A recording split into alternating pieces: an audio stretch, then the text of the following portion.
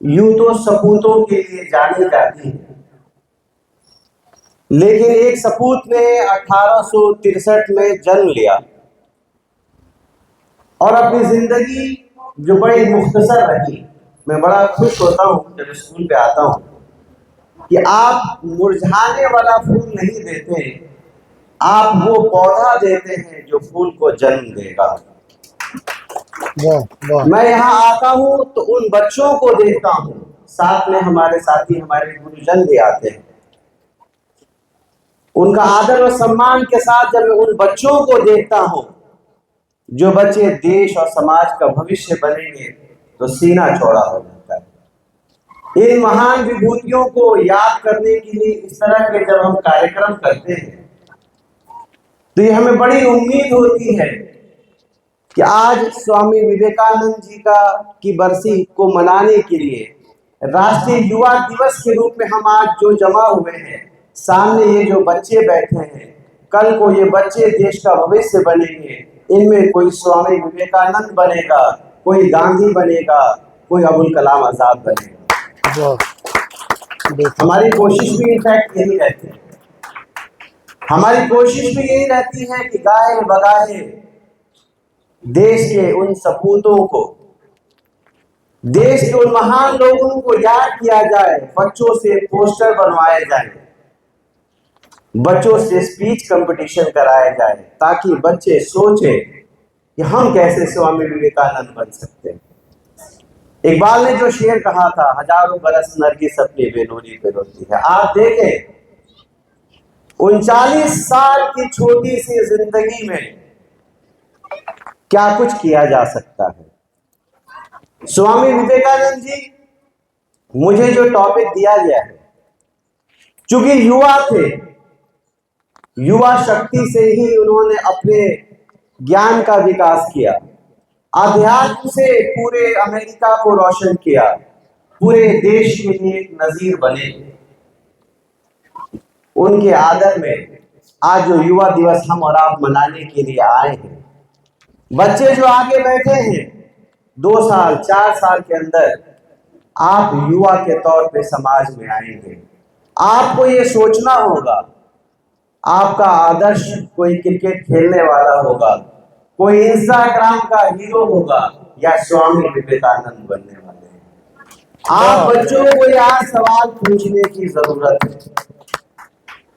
आज राष्ट्रीय युवा दिवस है, हमारे युवाओं की समस्या क्या है, हम आज बात करने वाले हैं। मुझे जो टॉपिक दिया गया है, जो मौजूद दिया गया है, वो है scientific role of scientific temperament in de addiction and prevention of road mission. Scientific temperament का युवाओं के नशा मुक्ति में क्या योगदान है। आपको जान के ताज्जुब होगा कि युवाओं में सबसे ज्यादा मृत्यु दर जो है वो एक्सीडेंट की वजह से है। आज हमारा समाज, विशेष रूप से बिहार, एक उड़ता बिहार बनने की तरफ जा रहा है।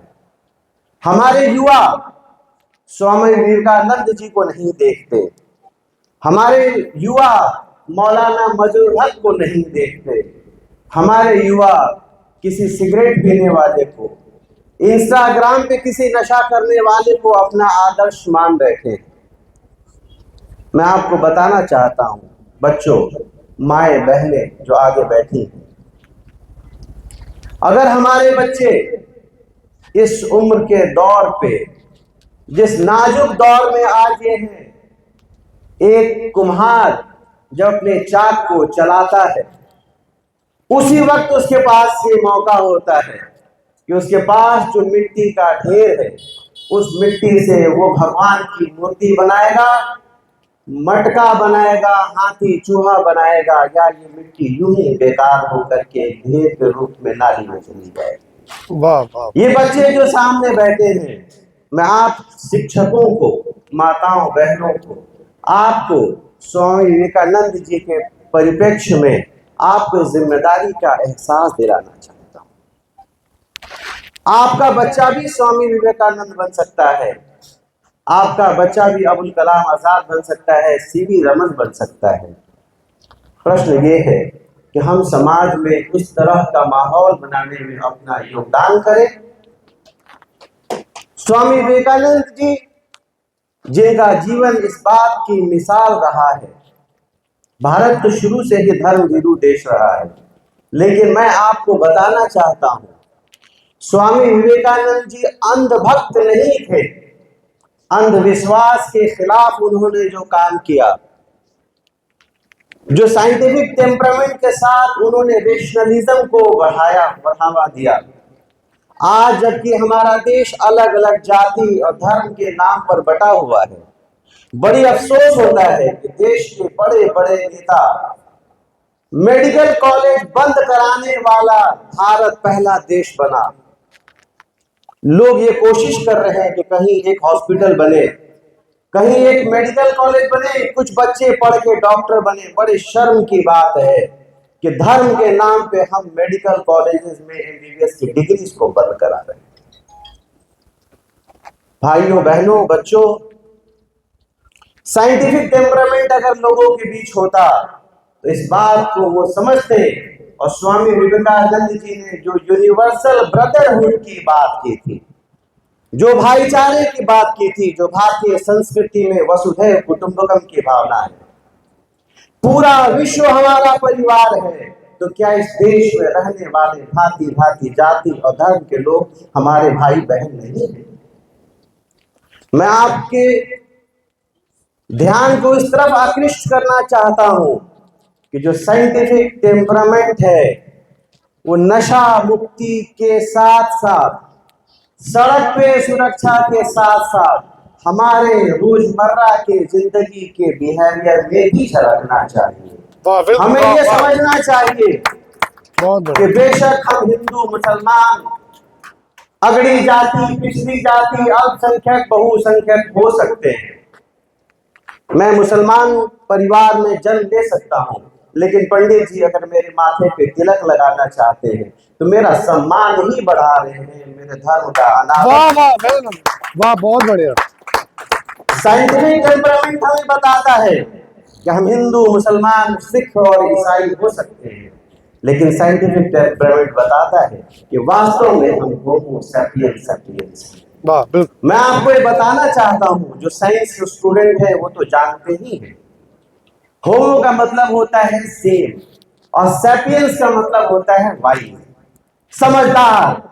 और एक बार नहीं, सुपरलेटिव फॉर्म में इंसान के नाम के साथ 2 बार सैपियंस जोड़ा गया। 2 बार जिस जानवर को, जिस सामाजिक प्राणी को बुद्धिमान कहा गया, आज धर्म, नशे और कुछ पल के आनंद के लिए अपने शरीर को, समाज को, परिवार को नष्ट करने वाला बन गया। बच्चों, मैं आपको बताना चाहता हूं कि मानव सभ्यता का इतिहास 5000 साल का है।